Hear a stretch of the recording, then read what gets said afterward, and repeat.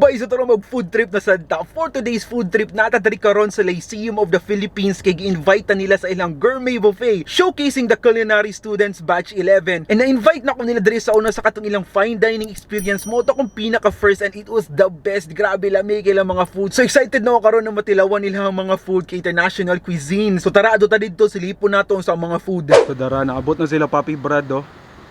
Ito na to. Kaya na si Papi Brad. Yo! Yo, what's up? Anong kulay ng buhok ko? Wala, pink siya. Very nice. Afternoon. 11 po, sir. So, Moni ang campus sa Lyceum. Gwapo kayo, no? Alam mo, di ka sa Davao. Pakayo.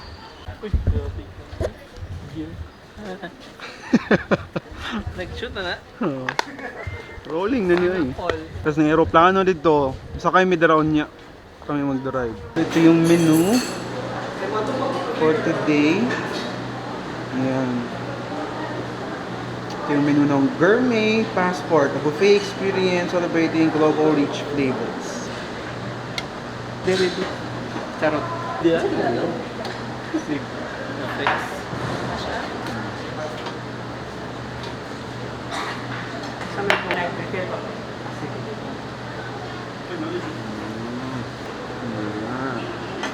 Peanut butter na ito.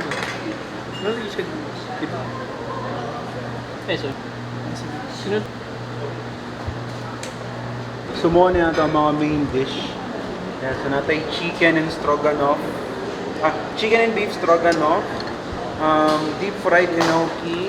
Beef Wellington bites. Pad Thai. And chicken satay. So dara, ang first round na to, kompleto tanan main dishes diri. So try na dahil natin ilang beef Wellington bites. Grabe ba? Gordon Ramsay dish. Eh? One bite. Oh. First time na makatry yan eh. Perfect yung pagkaluto sa bread. Outer layer niya, flaky, crunchy, crispy. And this is sulod, humok na siya ilang meat and beef by aromatic kayo. Humot yayo. Nasa to i-try ilang beef and chicken stroganoff. Ang ganahan ako ani, dili kay siya overly creamy ba. Unlike na sa mga ubang white sauce pasta bitaw, mas sobrang ka creamy mo na mga umay siya. Kani sakto lang. Kasi nga nato ilang pad thai.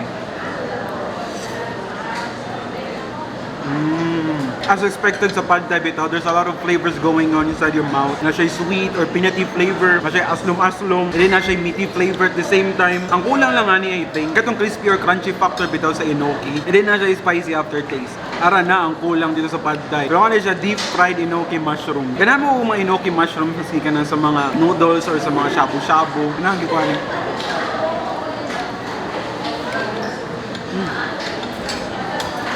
Kami po lang sauce na kasabay niya, sweet and sour sauce. And then lastly, ilang chicken satay.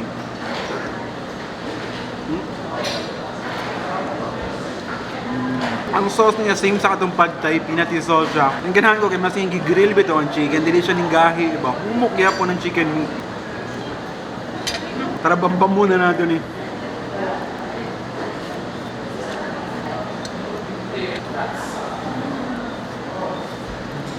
So time for dessert. Natin kasi klaseng dessert. Dari wala na ako kayo numdum ko unsa ni. Basta, daghan ni. Tilawan na lang na to. Dili sa takin, medyo giuho ko.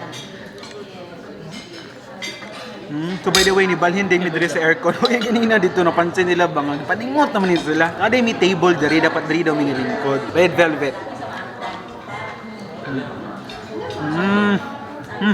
Next, wala ka balon sa ni. Pero tilawan na to.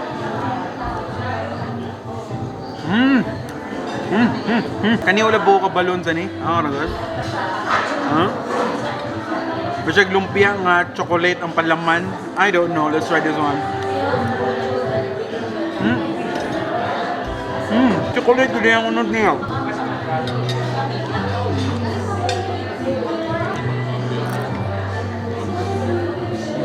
Lasa ka ni mong strawberry ato. Balance kayo sa tamis na cream ba. Another murag lumpia pero wala na ako kabalon sa sunodan eh. Try ito.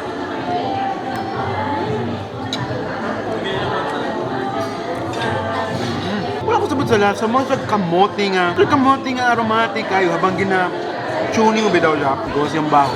Gelato. Tiramisu. Try.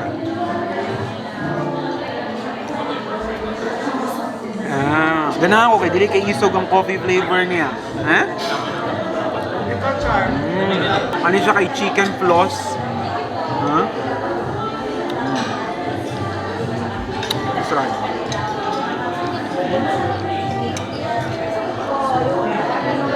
Kimi kayong savory flavor chicken ba? Dapat appetizer ni. Kani wala na po kabalo kung saan ni. Tama.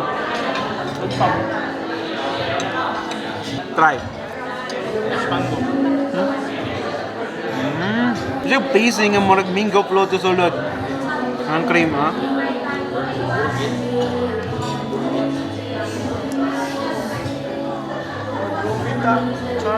Kani next?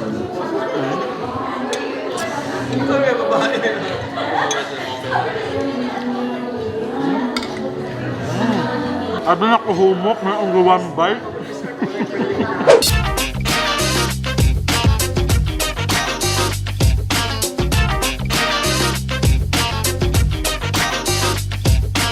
So muna to atong food trip diri sa Lyceum, Philippines. So grabe busugan na ako. Daghan ko pastry nagikaon mga desserts nila. And napatay next food trip. Si Papi Brad diri. Busugan ako.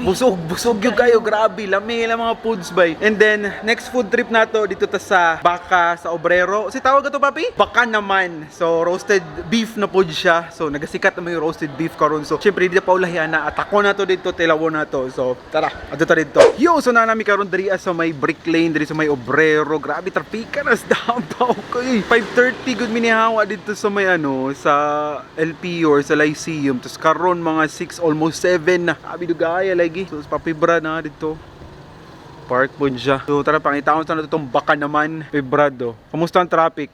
Sabi ka ayo. Dugay na ko wala kagawas sa labas manggod yung oras. Abi 5:30 minihawa karon almost 7 na. Sa nang orasa. Karon pa minaabot diri. So pakitaon sa namo kung asa ang kuan. Sa to? Baka naman? Baka naman. Ito pala ang Baka naman. So naalanggit siya diri sa gawas sa Brick Lane. Brick Lane. Baka naman.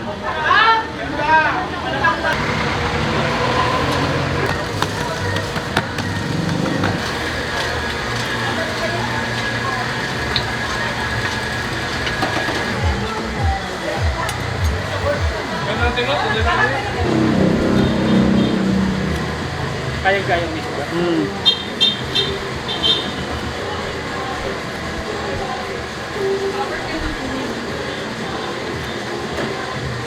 So tara, luto na ito ang lechon baka galing sa Baka naman. So kaka-open lang nila today and syempre, since nagka-trending ang mga lechon baka karon, kailangan na ito ni matilawan ng pinakabago na lechon baka. Nasa sila yung opening promo na buy 1 to 85 and then buy 2 for 560. So sulit na kayo, bay. So try na to, walay sauce, walay sausawan.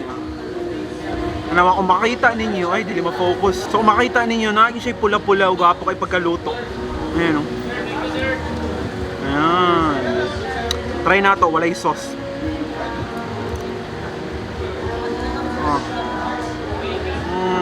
Kapag ka-peppery bitaw niya, mas gina-enhance pa niya ang BB flavor. Kahit walang sauce, panalo kayo ni. Now this time, let's try nga na sausawa. Yan yung suka nila. Ayan o. Siguro, uy. Ayan. Try na to. Siguro, ya. Kupal na lang tayo. Good luck sa gout, pero lami kayo. Mas panalo siya kung may acid. Try na to kalamansi. Sa lambak natin. Kalamansi. Ganahan ko sa kalamansi yan eh. Ang patak lang yun ba? Lami na kayo.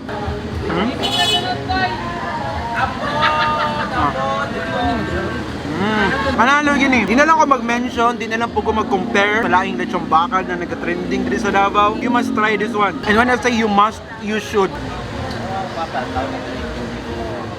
Yang kahumok po niya, di siya ka na extremely tender nga melts in your mouth bitaw. Pero satisfying ihan chew, humok nga po siya. Pero the more you chew, mas nagiging flavorful pa siya. So, flavor explosion gives yung bakbak. So, muna to atong food trip for today. Dito palang daan kaganina sa LPU. Grabe na tong kaon dito, no? Di na to ma-deny na lamig po mangluto ang mga students dito sa LPU. The Batch 11 Chili. And good luck sa inyong finals. Thank you sa pag-invite sa mga dito. And with regards sa Madria, sa baka naman na lechon baka, lahi regular siya sa mga roasted or lechon baka diri sa Davao City. You should try this one. All I can say is masyag Texas style barbecue kanang ano bitaw, rub spices. Mo bida sa iyaha. So thank you kayo sa pagtanaw sa tong vlog. Finally nakabalik na tag food vlog diri sa YouTube and please subscribe na lang po sa tong channel. Thank you kayo.